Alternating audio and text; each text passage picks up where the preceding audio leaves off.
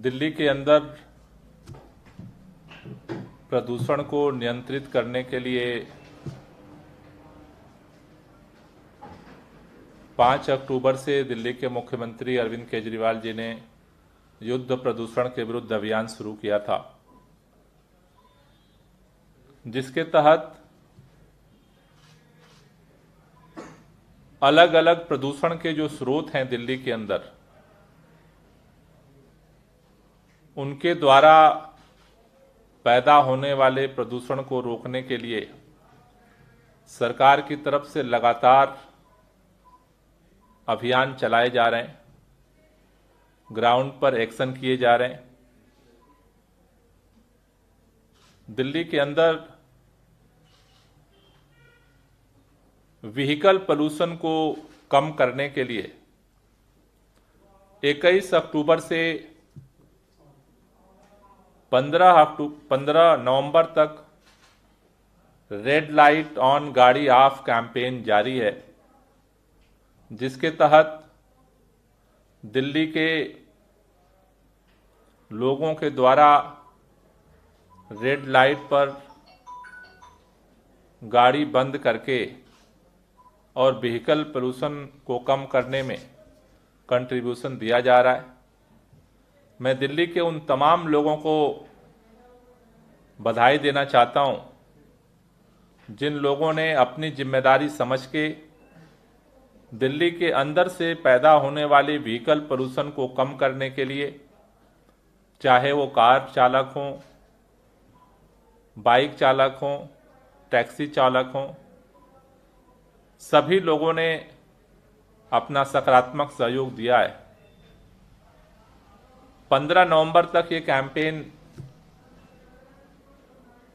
चलना है, लेकिन अभी जो दिल्ली में प्रदूषण की स्थिति बनी हुई है, उसको देखते हुए सरकार ने निर्णय लिया है कि रेड लाइट ऑन गाड़ी ऑफ फेज 2 का कैंपेन 16 नवंबर से 30 नवंबर तक चलाया जाएगा। यानी 16 नवंबर से रेड लाइट ऑन गाड़ी ऑफ फेज 2 शुरू करेंगे, जो 30 नवंबर तक दिल्ली के अंदर जारी रहेगा। इस कैंपेन में पहले की ही तरह ये कैंपेन को ग्राउंड पे लोगों को अवेयरनेस फैलाने के लिए 2500 मार्शल सेकेंड फेज में भी नियुक्त किए जाएंगे। ये जो 2500 मार्शल हैं, पहले फेज की ही तरह 11 जिलों के अलग अलग जो 100 चौराहे हैं, वहां पर उनकी नियुक्ति की जाएगी। जो मेजर्स जंक्शन है, 10 चौराहे, जहां पर 20-20 ये पर्यावरण मार्शल नियुक्त होंगे। एसडीएम, एसीपी, ट्रैफिक पुलिस का ज्वाइंट मॉनिटरिंग का जो सिस्टम है फेज 2 में भी जारी रहेगा। दिल्ली के अंदर रेड लाइट ऑन गाड़ी ऑफ कैंपेन के साथ साथ, जैसा मैंने पिछले बार आपसे बात करते हुए कहा था कि दिल्ली में पराली को जलाने की जगह गलाने के लिए राष्ट्रीय कृषि अनुसंधान संस्थान पूसा के द्वारा इजाद किया गया बायोडीकम्पोजर का छिड़काव दिल्ली के अंदर लगभग 2000 एकड़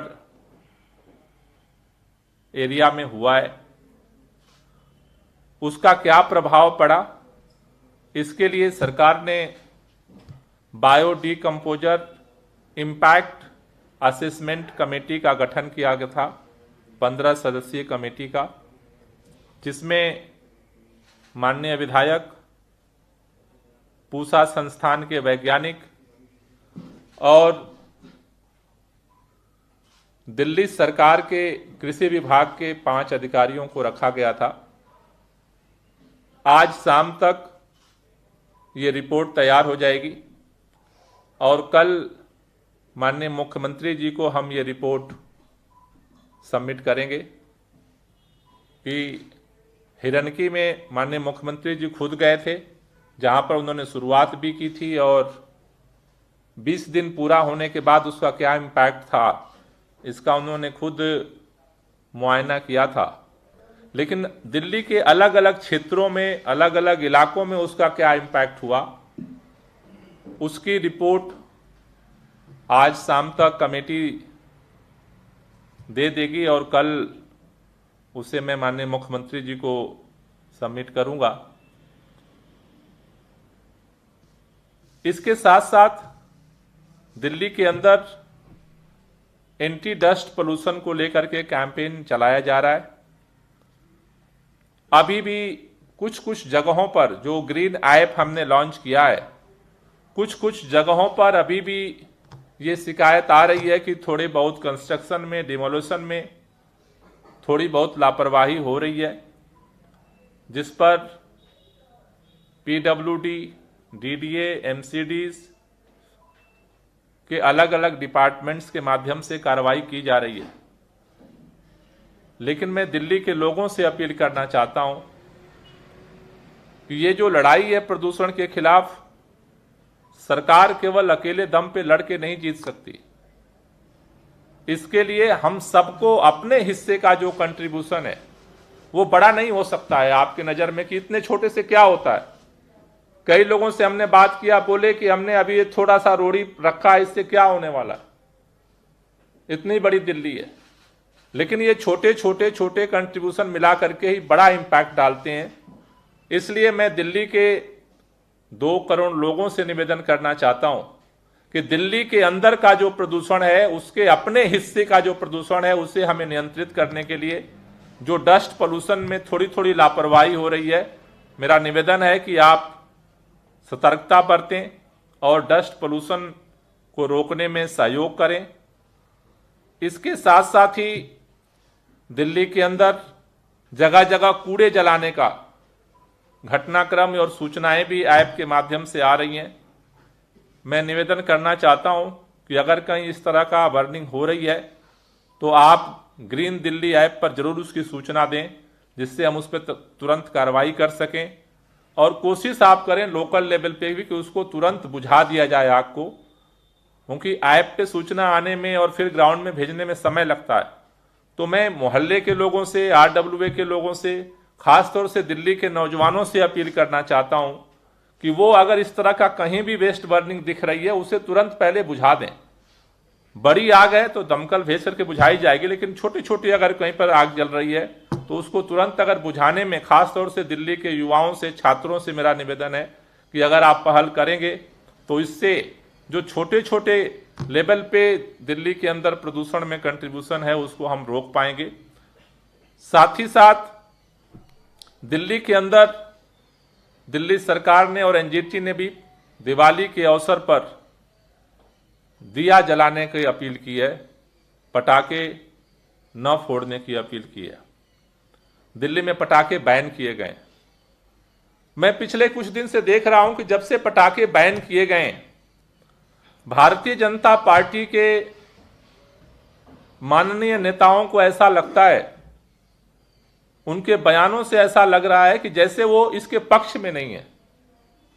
मैं उन लोगों से हाथ जोड़ के विनती करना चाहता हूं कि आपके बयानबाजी से आपको राजनीतिक कितना फायदा हो रहा है हमें नहीं पता, लेकिन आपके बयानबाजी से उन नौजवानों के बीच में कहीं ना कहीं एक उकसावा मिल रहा है।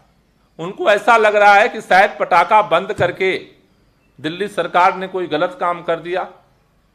तो मैं भाजपा के लोगों से हाथ जोड़ के विनती करना चाहता हूं, केंद्र सरकार मूक दर्शक बनी हुई है 2 महीने से, ना तो पराली रोक पाई,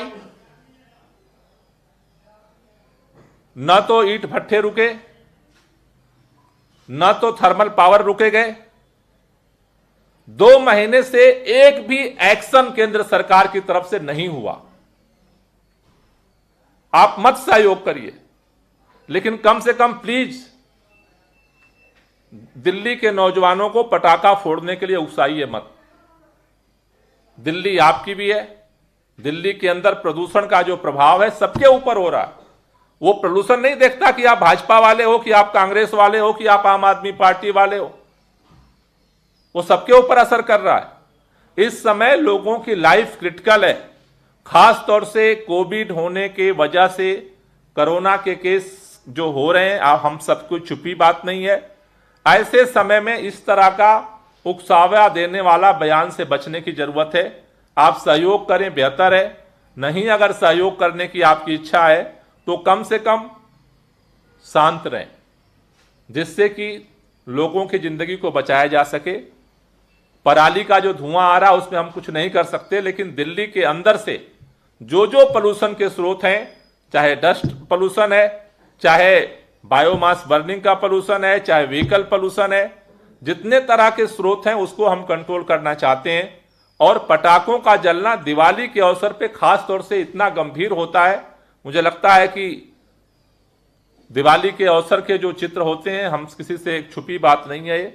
तो ऐसे में हम चाहते हैं विपक्ष से भी कि आप सहयोग करें, सभी लोग मिल करके दिया जलाएं, दिवाली को मनाने के लिए पटाखे न जलाएं। और ये जब तक सभी लोग मिल के नहीं इसकी गारंटी करेंगे तो इसको रोकने में सरकार को भी, पुलिस काम कर रही है, एसडीएम्स को, डीएम को भी लगाया गया है, लेकिन जनता के सहयोग के बगैर ये संभव नहीं है। और उसमें मैं विपक्ष की चाहता हूं कि कम से कम आप सहयोग नहीं करने की मना स्थिति में है तो कम से कम उकसावा देने वाले बयान न जारी करें। सभी मिल करके ही हम काम करेंगे तो दिल्ली को बचाया जा सकता है। तो आज मैं ये अपील विपक्ष के जितने भारतीय जनता पार्टी के, कांग्रेस के नेताओं से भी कहना चाहता हूं कि हम मिल करके सहयोग दें। दिल्ली में आज जिंदगी बचाना सबसे बड़ा धर्म है और उस मानवता के धर्म के लिए हम सबको मिलकर काम करना पड़ेगा। Thank you. कोई क्वेश्चन है तो ले लीजिए।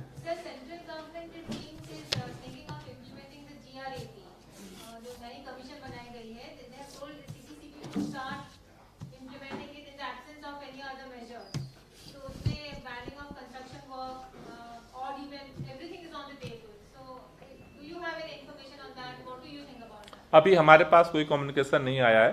अगर कोई कम्युनिकेशन आता है तो उस हिसाब से हम बात करेंगे।